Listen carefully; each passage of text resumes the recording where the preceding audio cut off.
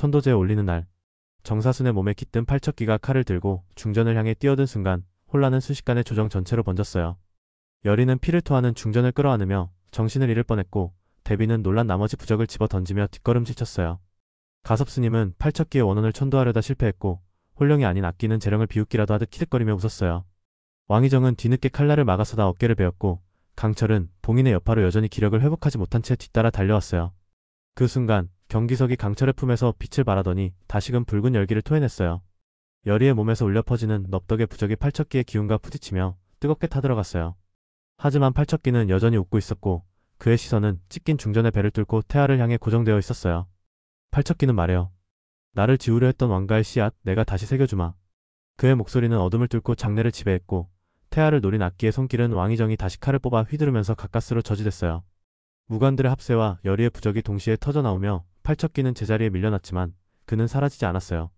오히려 그의 기운은 깃발처럼 흩어져 조정의 구석구석으로 퍼져갔어요. 누군가는 그것이 끝났다고 믿었지만 여리는 알았어요. 악기는 진정으로 봉인되지 않았고 이번엔 새로운 그릇을 노리고 있다는 것을요. 그녀는 중전의 태아 안에 흘러든 그 미세한 어둠을 느끼고 있었어요. 그리고 그 어둠은 단순한 저주의 흔적이 아니었어요. 살아있는 무언가가 꿈틀거리고 있었던 거예요. 가섭스님은 끝내 천도에 실패한 채 땅에 무릎을 꿇고 기도를 멈췄어요. 그의 이마엔 땀이 맺혀 있었고 손에 들린 염주는 힘없이 끊어져 땅바닥에 흩어졌어요. 대비는 충격의 말을 잇지 못했고 중전은 정신을 잃은 채 무녀들의 손에 이끌려 퇴장했어요. 왕희정은 부상을 입고도 굳은 표정으로 조정의 질서를 수습하려 애썼으나 팔척기가 뿌리고 간 공포는 쉽게 거치지 않았어요. 그날 밤 도성의 궁궐은 초상집처럼 무거웠어요. 달빛조차 숨죽인 듯 희미했고 바람마저도 숨을 죽였어요. 여리는 밤하늘을 올려다보며 생각했어요. 팔척기가 왜 그토록 집착했는가? 태아라는 새 생명의 깃든 의도는 단순한 악의 유전이 아니에요. 무언가 더 깊은 이유가 있어요. 천도제는 끝났지만 여우는 시작일 뿐이었어요. 대비는 태아의 상태가 괜찮다는 의원의 말에도 안심하지 못했고 왕희정 역시 피 묻은 어깨를 부여잡은 채 깊은 침묵에 잠겼어요. 여리는 가섭스님을 향해 조심스럽게 물었어요. 스님, 정말 팔척기는 떠난 것인가요? 가섭스님은 여리를 바라보며 고개를 저었어요. 혼은 떨쳐냈지만 원념은 사라지지 않았어. 오히려 더 교묘해졌지. 여리는 태아를 품은 중전에게서 알 수 없는 기운을 느꼈어요. 그것은 생명체의 따뜻한 맥동 속에 스며든 사악한 냉기였어요. 여리는 알 수 있었어요. 팔척기는 물리적으로는 쫓아냈지만 그 일부는 태아 안에 남았다는 것을요. 단순한 악기가 아니라 다음 세대를 담기 위한 그릇을 찾았던 거예요. 왕희정은 자신의 피로 지킨 아이가 또 다른 악기의 씨앗이 될지도 모른다는 사실 앞에 분노와 절망을 동시에 느꼈어요. 그는 말했어요. 나의 목숨을 대가로라도 저 아이 안에 있는 악을 없애야 한다면 기꺼이 감수하겠어요. 그러나 여리는 고개를 저었어요. 전하, 생명을 죽여 악을 제거하는 건 그 악기의 뜻에 굴복하는 거예요. 우리가 지켜야 할 건 백성의 마음뿐 아니라 그 생명도 함께해요. 이 대화는 대비와 중전의 눈에 눈물을 맺히겠고 조정의 분위기는 점차 싸늘하게 변해갔어요. 그 순간 강철이 조용히 입을 열었어요. 그럼 그 아이 안의 어둠을 제거할 방법은 하나뿐이에요. 바로 그 어둠을 나은 곳으로 되돌리는 것이죠. 모두의 시선이 강철에게 쏠렸고 그는 한 권의 고서를 꺼내 여리에게 건넸어요. 그것은 넙덕이 남긴 기록이었어요.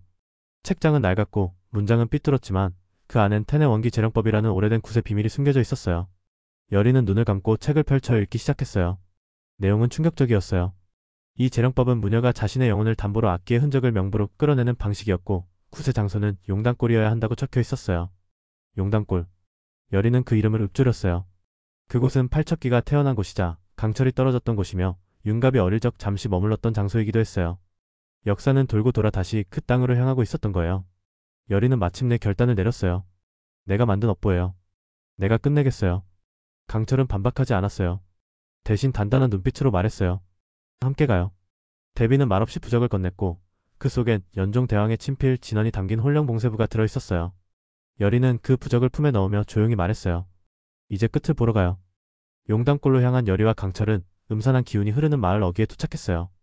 100년 전 전쟁과 이무기의 추락, 팔척기의 탄생 등 온갖 사건이 겹친 이곳은 지금도 매캐한 연기와 저승의 냄새가 서려 있었죠. 마을 중심에는 이미 굿판이 준비되고 있었고 넙덕이 남긴 일지를 토대로 꾸려진 장단과 제기들이 자리를 지키고 있었어요.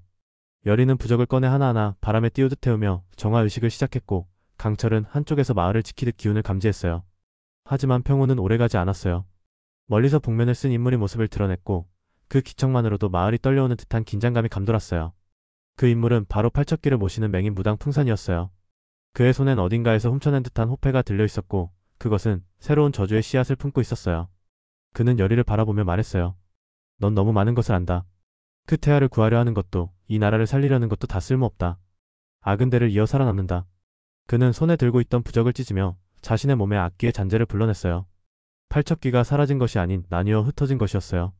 일부는 그에게, 일부는 태아에게, 일부는 아직 밝혀지지 않은 누군가에게 스며든 것이었죠. 열의는 경악하며 강철과 눈빛을 교환했고 강철은 그 인물을 향해 돌진했어요.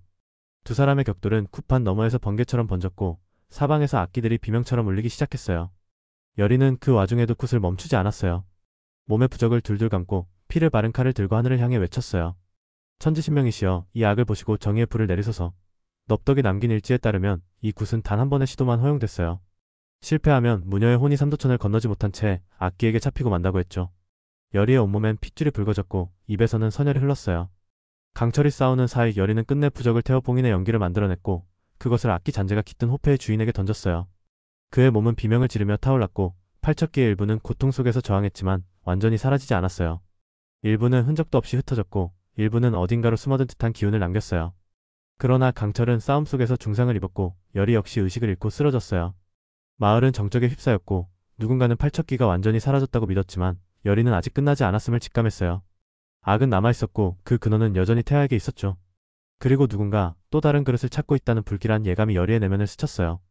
끝난 듯한 고요 속에서 진짜 전쟁은 이제 시작이라는 느낌이 들었어요. 한편 그 누구도 알지 못하는 어둠 속에서 또 다른 인물이 조용히 숨을 죽이고 있었어요. 그는 쿠판 너머에서 울리는 장단의 끝을 지켜보며 천천히 걸음을 옮기고 있었어요. 이름 없는 자, 그러나 오래전부터 악기와 엮였던 자였어요. 그는 바로 팔척기의 일부를 품은 자였고 또 다른 저주의 시작을 준비하고 있었죠. 정체를 숨긴 채 살아온 그는 붉은 부적 하나를 천천히 꺼내어 손가락 사이로 돌리며 중얼였어요. 이제 다음 그릇을 고를 시간이다. 악은 사라지지 않았고 그는 그 악의 의지를 따르며 또 다른 곳으로 발걸음을 옮기고 있었어요. 몇 날 며칠 후 강철은 천천히 깨어났어요. 그의 머리맡엔 열의가 앉아있었고 손에는 잘 말린 골담초 한 송이가 들려있었죠. 이거 기억해? 내가 처음 눈을 떴을 때 핀 꽃. 열의는 미소 지었지만 눈가엔 피곤이 가득했어요. 골담초는 팔척귀가 깨어날 때마다 핀다고 전해졌지만 이번엔 이상하게도 봉인과 동시에 꽃이 더 만개했어요. 마치 악의 기운이 거꾸로 생명을 불러낸 듯한 모순된 징조였죠. 왕희정은 강철의 소식을 듣고 직접 찾아왔어요. 그는 경기석을 중전에게 건네주고 돌아온 길이었어요. 왕희정은 말했어요. 나는 이제야 깨달았어요. 백성을 위한다는 명목으로 너무 많은 것을 희생시켜왔다는 걸. 열의는 고개를 끄덕이며 되물었어요. 그럼 이제 무엇을 하실 겁니까, 전하? 왕희정은 조용히 골담초를 바라보며 말했어요. 먼저 아이를 지켜야지. 그리고 진짜 악의 근원이 어디 있는지를 밝혀내야겠지. 하지만 중전의 몸 상태는 이상했어요. 의원들은 괜찮다고 했지만 열의는 부적을 새기며 조용히 중전의 맥을 짚었어요. 태아의 맥은 여전히 어두웠어요. 팔척귀는 떠난 것이 아니라 그 일부가 여전히 아이 안에 살아있었어요. 열의는 다시 넙덕의 일지를 꺼내 들었어요. 마지막 장엔 이렇게 쓰여 있었죠. 악은 몸을 바꿔가며 살아남는다. 그 근원을 태우지 못하면 100년 후 또 다시 돌아온다.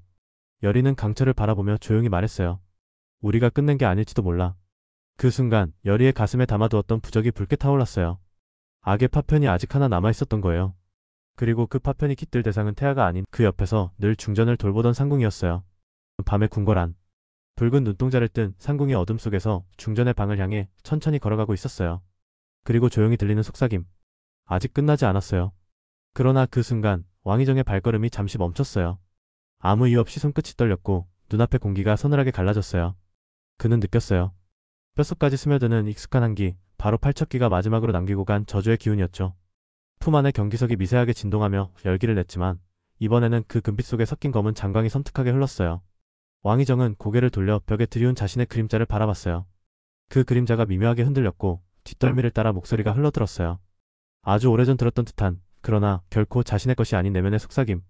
너는 가장 약한 순간에 가장 강한 어둠을 맞이하리라. 나의 마지막 그릇. 왕희정은 이마에 맺힌 땀을 훔치며 눈을 감았어요. 마음속 어딘가에서 끓어오르는 분노와 불안이 이유 없이 자신을 조이기 시작했어요. 악의 흔적이 깃든 것은 태아와 상국뿐이 아니었어요. 왕희정 자신 또한 이제 팔척귀의 다음 선택을 받은 존재였던 거예요. 구독과 좋아요 눌러주세요. 감사합니다.